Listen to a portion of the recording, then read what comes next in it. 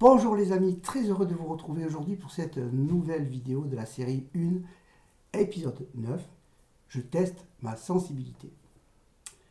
Première chose que je voulais vous dire, comme je fais à chaque fois, installez-vous, si ce n'est pas déjà fait, dans un endroit calme, tranquille, où vous ne serez pas dérangé. Préparez-vous une boisson chaude ou froide, et quand vous êtes prêt, c'est parti. Alors aujourd'hui donc, je teste ma sensibilité.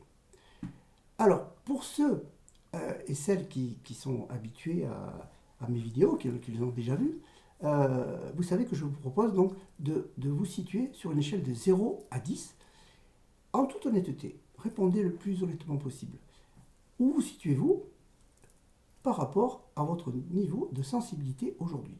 Si vous êtes à 2 ou 3, notez-le sur votre cahier ou votre carnet de coaching. Si vous êtes à 7 ou 8, notez-le également. La deuxième partie de l'exercice que je vous invite à faire, c'est d'illustrer vos résultats. Si vous êtes à 2 ou 3, eh bien, vous notez ce que vous avez fait ou pas fait pour en être à ce niveau, en termes de sensibilité.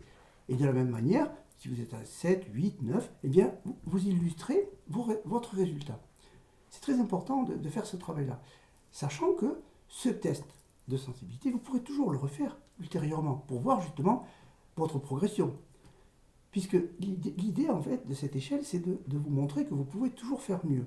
Et de ne pas porter de jugement sur un résultat qui, par exemple, serait autour de 2 ou 3. C'est comme ça. Aujourd'hui, c'est comme ça. L'essentiel, c'est d'être objectif et honnête avec vous-même. Alors, la sensibilité peut aller jusqu'à l'hypersensibilité.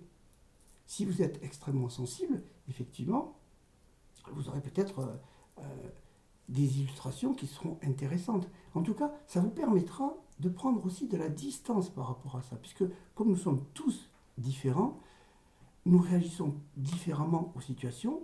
Certaines personnes sont plus sensibles que d'autres à ce qui se passe, etc. Et ça, c'est intéressant de le mesurer. Voilà, donc effectivement, si vous avez un niveau de sensibilité très élevé, c'est pas forcément une mauvaise nouvelle, on est bien d'accord. Mais soyez objectif. Voilà, donc, une fois que vous aurez fait ce test et que vous l'aurez illustré par des actions concrètes que vous avez pu faire ou pas faire, ben, l'exercice sera terminé pour aujourd'hui. Et donc, je vous ai dit, vous pourrez le refaire dans quelques temps pour voir l'évolution de votre chemin sur ce chemin de sensibilité. Voilà les amis, et bien écoutez, si cette vidéo vous a plu, vous likez, vous partagez, vous vous abonnez si ce n'est pas encore fait, vous faites abonner d'autres personnes.